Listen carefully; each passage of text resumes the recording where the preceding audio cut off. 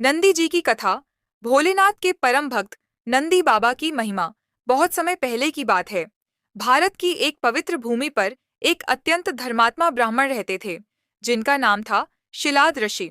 वे बद्ध तपस्वी और शिव भक्त थे, लेकिन उनके जीवन में एक दुख था। उन्हें कोई संतान नहीं थी। उन्होंने वर्षों तक भगवान शिव की कठोर तपस्या की और संतान प्राप्ति का वरदान मांगा।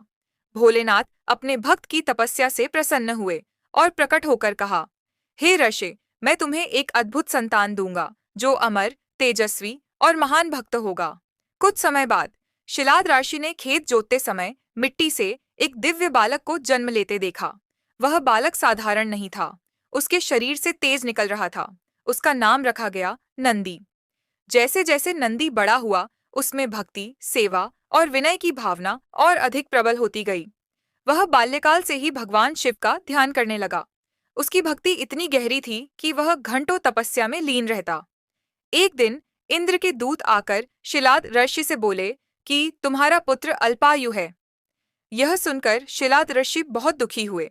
जब नंदी को यह पता चला, तो उसने बिना विचलित हुए भगवान शिव की और भी घोर तपस्या शुरू कर दी। उसकी भक्ति से प्रसन्न होकर भगवान शिव प्रकट हुए और बोले, हे नंदी, मैं तुम्हारी भक्ति से अति प्रसन्न हूँ। आज से तुम अमर होगे। तुम मेरे वाहन और मेरे द्वारपाल बनोगे। तुम्हारा स्थान सदा मेरे समीप रहेगा। इतना कहकर शिव जी ने नंदी को अपने वाहन के रूप में वरदान दिया और उसे गौ आकार, बैल का स्वरूप प्रदान किया। उस दिन से नंदी जी केवल शिव जी के वाहन ही नहीं, बल्कि उनके परम भक्त, रक्षक और उनके द्वारपाल भी बन गए। आज भी हर शिव मंदिर के बाहर नंदी जी की मूर्ति स्थापित होती है, जो इस बात का प्रतीक है कि बिना नंदी बाबा की अनुमति शिव दर्शन भी पूर्ण नहीं होता।